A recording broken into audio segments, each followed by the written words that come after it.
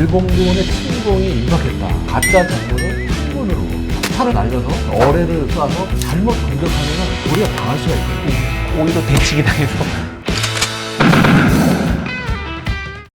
1942년 4월 블랙 챔버라고 불리는 해독반이 있었는데요. 일본군의 무전이 증가하고 있다는 것을 확인했어요. 그 당시 일본의 해군 암호 체계인 JN-25 기계를 해독을 하고 있었는데 AF라는 문자가 자주 등장을 했다는 거죠. 당시 블랙 챔버의 지휘관이었던 조제프 로슈포르가 이 AF를 미드웨이 섬이라고 추정을 했어요. 왜냐면 전에 정찰기가 미드웨이 섬을 정찰하고 가면서 AF 근처를 지나고 있다라는 이 용어를 한번 쓴 적이 있었거든요. 옛날에 한번 살짝 들은 걸 기억해서 그렇죠. 정확히 미드웨이라고 예측을 했던 예측한 사람이 정보 감각도 되게 훌륭하다고 말할 수 있겠네요.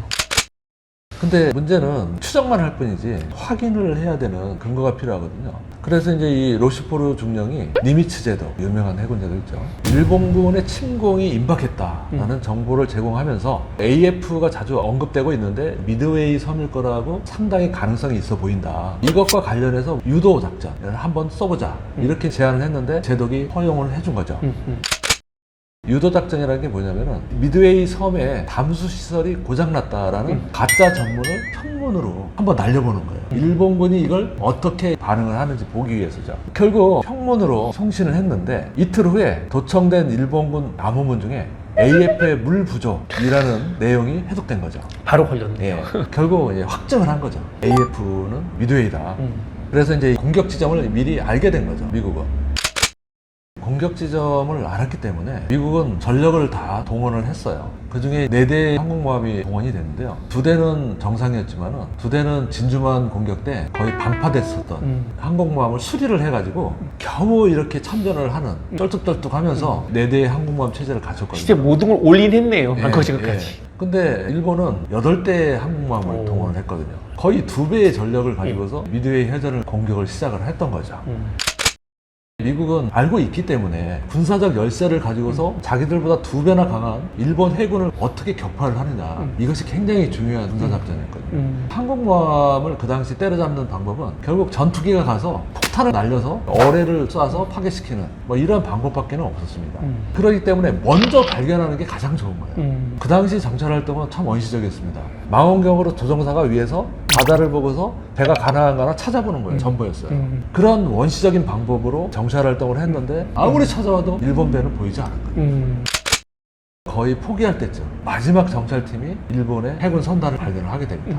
그리고 나서 이동 지점을 향해서 미국의 전투기들이 집중적으로 공격을 하기 시작을 한 거죠. 일본의 항공모함이 결국 완파되고 8대 중 6대가 네. 정보가 없었으면 거의 못 찾았을 상황이었는데 그나마 정보 때문에 찾을 수 있는 기계가 만들어졌고 정보가 있다는 확신 아래 계속 정찰기를 보냈기 때문에 찾을 수 있었기 때문에 결국 이 미드웨이 해전은 정보력의 승리라고 말할 수 있을 만큼 그런 전쟁이었다고 보이네요. 상대방의 공격 지점을 예측했고 예측을 했다 하더라도 워낙 상대방이 군사력이 우위에 있기 때문에 잘못 공격하면은 도리어 당할 수가 있거든요. 일본의 항공모함이라고 해서 무슨 가만히가 아니거든요.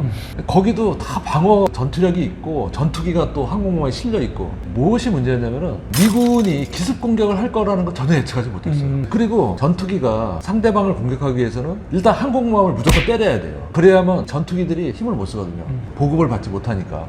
결국은 상대방 항공모함을 파괴하는 전쟁이거든요. 그렇기 때문에 항공모함을 파괴하기 위해서는 어뢰를 전투기 밑에다 장착을 해야 되는데 일본 전투기에 항공모함을 파괴할 수 있는 어뢰를 싣지 않았다는 거죠. 장착을 안 시켰다는 거죠. 무겁기 때문에 항상 이렇게 달아놓고 있을 수가 없어요. 공격 명령이 떨어지면 그때서 장착을 하는 거거든요. 그러니까 일본은 사실상 미국 항공모함을 공격해보지도 않고 완전히 완패를 당한 거죠. 일본이. 사실은 일본이 어설프게 때리다가 오히려 대치기 당해서 맞게 된 결정적인 역할을 했던 미드웨이 해전에 관련된 매직 공작에 대해서 한번 같이 들어봤습니다. 자, 긴 시간 동안 시청해주셔서 감사합니다. 여러분 항상 마무리는 구독, 좋아요 고맙습니다. 감사합니다.